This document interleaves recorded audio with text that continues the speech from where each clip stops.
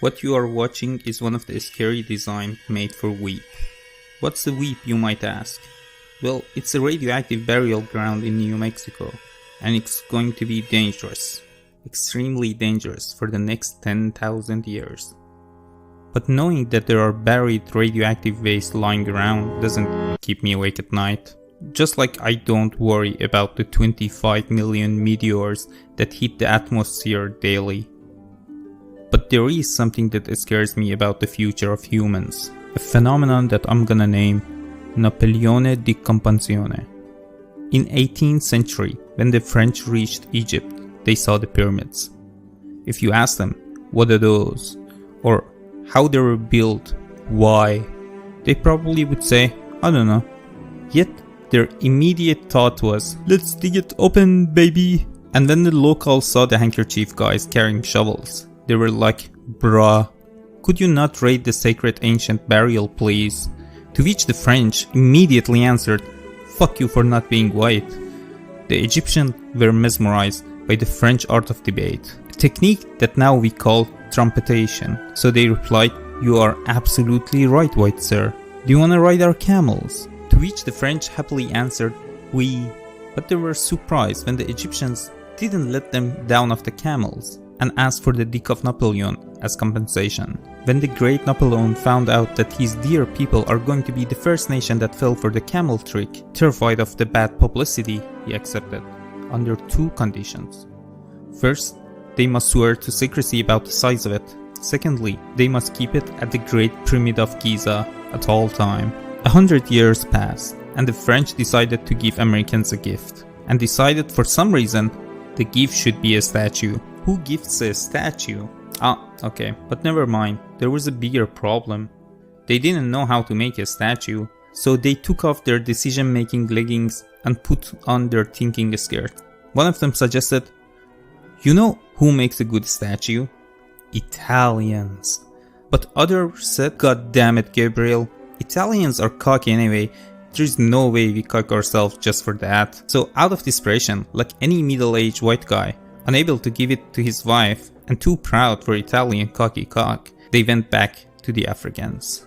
Would you lend us a hand, they asked. Of course, white sir. And after more negotiations and camel riding, they decided to make a statue of Lady Liberty for free. And then they hide the Napoleon dick right at her vagina, hoping that they can start a war between America and French. But Americans didn't do what French did a century ago in Egypt and didn't open it. And they only used a statue for advertisement and movies. A century passed and the French went back to the Egyptians to get back the Napoleon precious. And after more camel riding, they left the dick of Macron there. So they went back to the America and used propaganda to say a doctor cut the dick of Napoleon after he died. Yeah, right. There are two morals to this historic story. First, don't ride the camels when you visit Egypt. And also, humans never stop digging the shit up. Whatever it's a radioactive waste burial ground, or the time you pissed your pants 15 years ago in preschool. Talking about digging the shit up, after building the Weep, the radioactive place I mean, to stop the history from happening again, US government asked for help. Linguists, sociologists, Egyptians and urologists.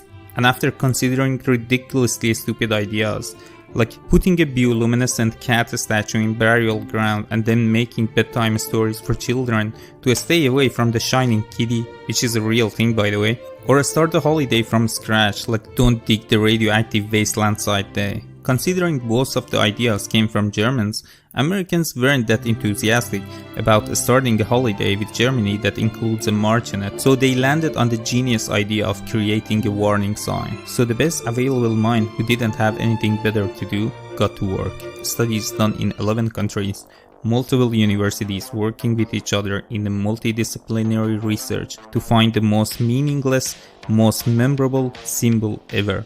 That also scares the shit out of the people. They landed on this ominous little fella.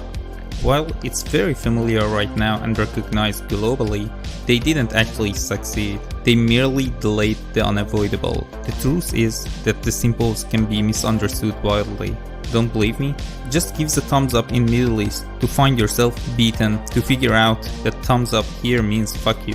But even worse, the symbol meaning changes drastically. The sign of a skeleton, which is widely used for death, danger, poison, pirates, doesn't mean what it used to. It is heavily influenced by the culture and pop media and became a mean of expression.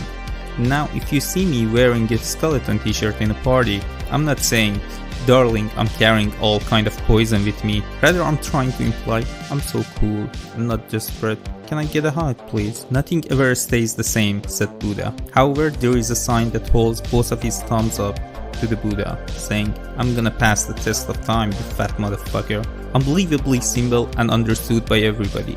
The greatest symbol that humans ever invented. One of the most ancient ones as well.